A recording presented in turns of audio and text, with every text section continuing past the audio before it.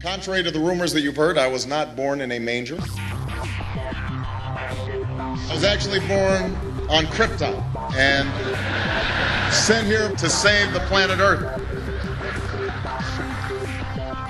We cannot continue to rely only on our military in order to achieve the national security objectives that we've set. Everybody somewhere between the ages of 18 and 25 will serve 3 months of basic training. We've got to have a civilian national security force that's just as powerful, just as strong. Yes, we can. Obama's healthcare plan will include coverage of all essential medical services. Yes, we can. Obama is a cruel hoax. He works for Wall Street. He's an agent of finance capital. Where did you come up with the number $700 billion? Here's the Treasury spokeswoman's quote. It's not based on any particular data point. We just really wanted to come up with a really big number. To Democrats and Republicans who've opposed this plan, I say, step up to the plate. A few members were even told that there would be martial law in America if we voted no. Secretary Henry Paulson is no George Washington. I don't think anyone questions, Mr. Kashkari, that you're working hard. Our question is who you're working for. Obama pledged that he would resume the Security and Prosperity Partnership talks between Mexico and Canada that President Bush initiated. The old boss is starting to look a lot like the new boss. Robert Gates is going to remain on the job as defense secretary for at least a year. Plenty of sources knew about this meeting, told us and others that it was at Hillary Clinton's house, but clearly it wasn't. We've got to give them a stake in creating the kind of world order that I think all of us would like to see. We see you causing a depression so you can blow out the economy and consolidate it and bankrupt it. We know that you are enemies of free humanity, and we are here standing against your tyranny.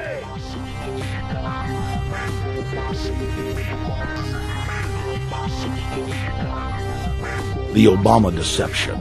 The truth strikes back.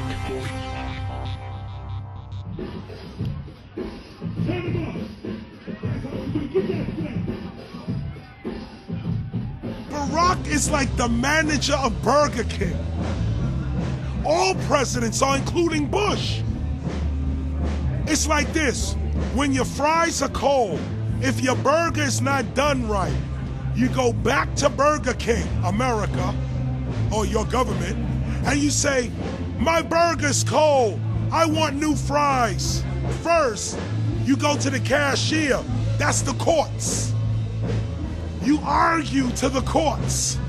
The courts, if you can't get no justice with the cashier, you say, let me see the manager. I want to go to the Supreme Court. I want to see the president. The manager comes out. Hi, what can I do for you? Now the manager can override the decisions of the cashier, but you never get to see the franchise owner of Burger King. If you really have a problem with your burger, you need to go see the franchise owner. We need to go to the top or to the bottom. We need to go to where the real architecture of government is. And it's not in a president. It's in a global scheme. Politics in America today is identical to pro wrestling. And what I mean by that is, in front of the cameras and the public, we all hate each other. I'm going to kick my opponent's butt. I'm going to whale him from here to high water and beat the crap out of him. Yet behind the scenes, we all are friends going out to dinner. Went to dinner together. And it's all a work. All intermarried. Show business. It's showbiz. And that's what you have today in politics. The Democrats and Republicans aren't really opposed to each other. Left and right mean nothing. The only thing that counts is, are you working for Wall Street or you're trying to defend the people against the financiers? It's pretty obvious that there's some gigantic financial institutions that have been pulling the strings of politicians in this country for a long time. And just the fact that we have it set up where they can donate millions of dollars to these guys' funds, these guys' campaigns. I mean, how do we not expect it all to go bad? America in 2009 was desperate for change. The past 8 years had been a disaster. Those weapons of mass destruction got to be somewhere. Maybe under here.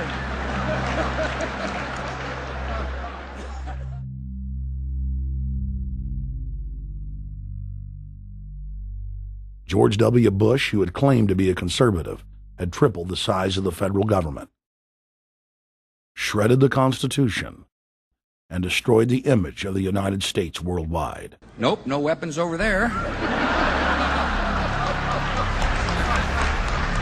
Endless wars, over 1 million dead Iraqis, and more than 5,000 dead U.S. troops. The Patriot Act, warrantless domestic wiretapping and spying, the end of Posse Comitatus, the rise of the treasonous North American Union, a deepening recession sliding towards total economic collapse. These factors and other abuses had the American people in a state of panic for their future and the very existence of the United States. The elite were in trouble. The people were beginning to see through their facade, past their front man, and to the ruling elite behind the throne. For the first time in U.S. history, both parties were universally hated. Congress had a 9% approval rating. The globalist agenda had stalled. And then, onto the scene came a man who promised change. Change we could all believe in. Barack H. Obama promised to end the war and bring our troops home fast. He pledged to uphold the Constitution and to stop the federal government from spying on the American people. Candidate Obama told American workers that he was going to get them out of NAFTA and GATT, and he's already breaking those promises. In this film, we will prove that Obama says one thing and does another, and that he works for the very same elite interests that Bush served, the very interest engineering the financial collapse and formation of a dictatorial world government.